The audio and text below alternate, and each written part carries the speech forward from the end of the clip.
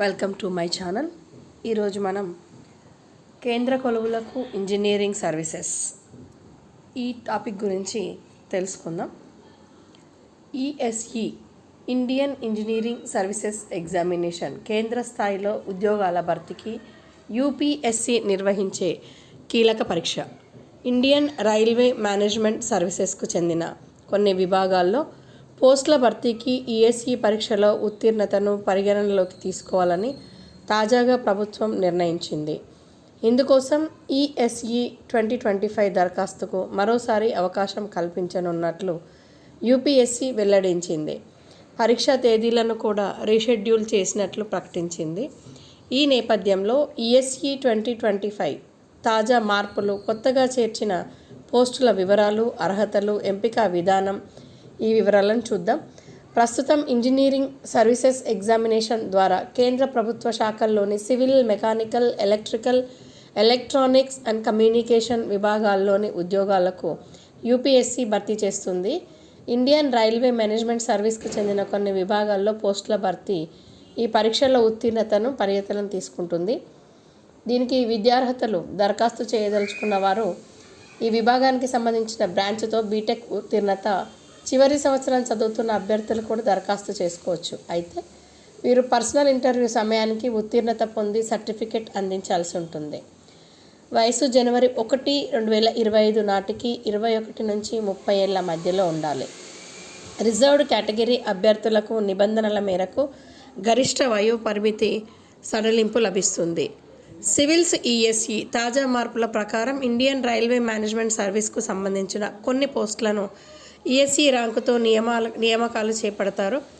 మరికొన్ని పోస్టులను civil services ఎగ్జామినేషన్లో ర్యాంకు ఆధారంగా భర్తీ చేస్తారు.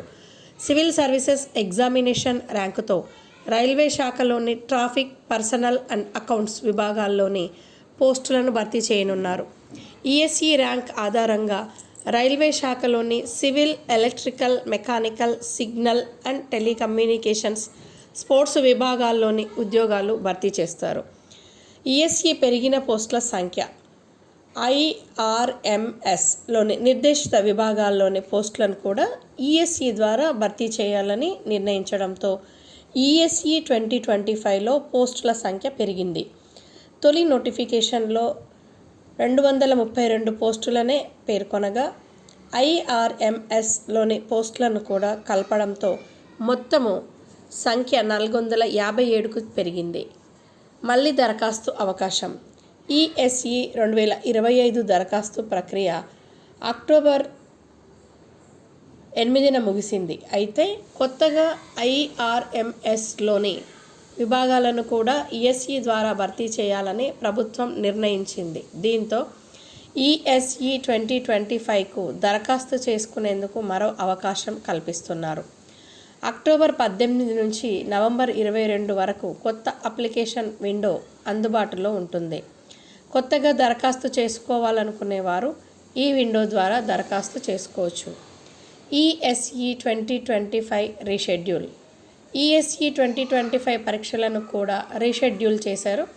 తొలి దశ ప్రిలిమినరీ పరీక్షను 2025 ఫిబ్రవరి 9కి బదులుగా 2025 జూన్ 8న, అదేవిధంగా రెండో దశ మెయిన్ ఎగ్జామినేషన్ను 2025 జూన్ 22 బదులు 2025 ఆగస్టు 10న నిర్వహించనున్నారు.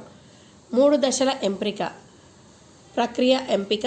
ఈఎస్ఈ నియామక ప్రక్రియలో 3 దశలు ఉంటాయి. మొదటి దశలో రాత పరీక్షలు, మూడో దశను పర్సనల్ ఇంటర్వ్యూగా, 2 దశల్లో రాత పరీక్షలు పేర్కొన్నారు. అవి stage 1 preliminary, stage 2 main examination, stage 3 personality test.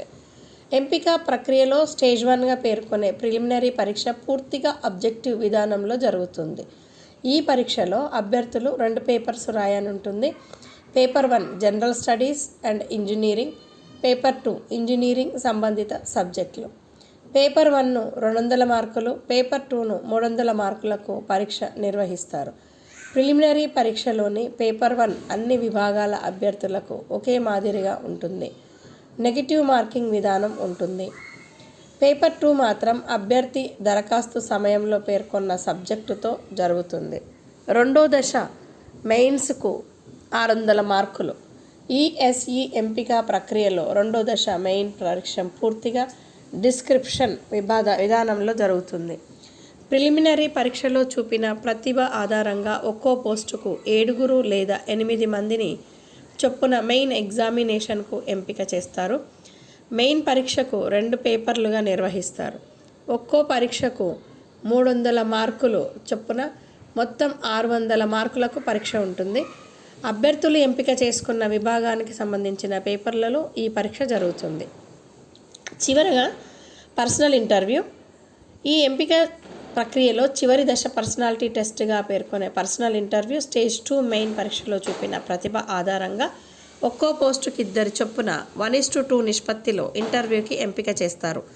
Personal ఇంటర్వ్యూలో అభ్యర్థులకు ఇంజనీరింగ్ సర్వీసెస్ పట్ల ఉన్న ఆసక్తి, అందులోనూ ప్రభుత్వ రంగంలో పనిచేయాలనుకునేందుకు గల కారణాలు, వ్యక్తిత్వం వంటి అంశాలను పరిశీలిస్తారు.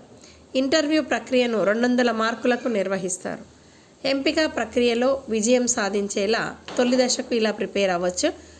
తొలి దశ preliminary paper 1 general studies and engineering ఆప్టిట్యూడ్లో మొత్తం 10 అంశాల నుంచి ప్రశ్నలు అడుగుతారు. వీటిలో మొదటి టాపిక్ పేర్కొన్న జాతీయ, అంతర్జాతీయ మరియు ప్రాధాన్యత సంతరించుకున్న సమకాలీన అంశాలు, ఆర్థిక పారిశ్రామిక అభివృద్ధిని మినహాయిస్తే మిగతా 9 టాపిక్స్ కూడా ఇంజనీరింగ్ విద్యార్థులు తమ అకాడమిక్స్లో అభ్యసించేవే ఉంటాయి. అకాడమిక్స్ పరంగా బేసిక్స్, అప్లికేషన్ ఓరియంటేషన్ ఉంటే ఆ పేపర్లో రాణించడం సులభం. ప్రిలిమ్స్ పేపర్ 2లో అభ్యర్థులు తాము దరఖాస్తు చేసుకున్న విభాగానికి సంబంధించిన ప్రశ్నలతో ఉంటుంది. అకాడమిక్గా సంబంధిత సబ్జెక్టులో పట్టున్న అభ్యర్థులు సులభంగా ఈ పేపర్ని గట్టెక్కొచ్చు. స్టేజ్ 1 ప్రిలిమినరీ పరీక్షలో పొందిన మార్కుల ఆధారంగా ఒక్కో పోస్టుకు 6 నుంచి 7 అభ్యర్థులను మెయిన్స్కు ఎంపిక చేస్తారు. మెయిన్స్లో ఆయా టెక్నికల్ టాపిక్స్కు సంబంధించి తాజా సామాజిక పరిస్థితులకు అనుగుణంగా అన్వయిస్తూ చదవడం కూడా ఉపకరిస్తుంది. ఒక ఉదాహరణకి టెలికమ్యూనికేషన్స్ పరిగణలోకి తీసుకుంటే ఇటీవల కాలంలో ప్రాధాన్యం పొందుతున్న 5G టెక్నాలజీ అకాడమిక్ అంశాలతో అనుసంధానం చేసుకుంటూ చదవడం లాభిస్తుంది. అదేవిధంగా మెకానికల్ ఇంజనీరింగ్లో రోబోటిక్స్కి సంబంధించి తాజా వాస్తవ పరిస్థితులను అన్వయించుకుంటూ అధ్యయనం చేయాలి.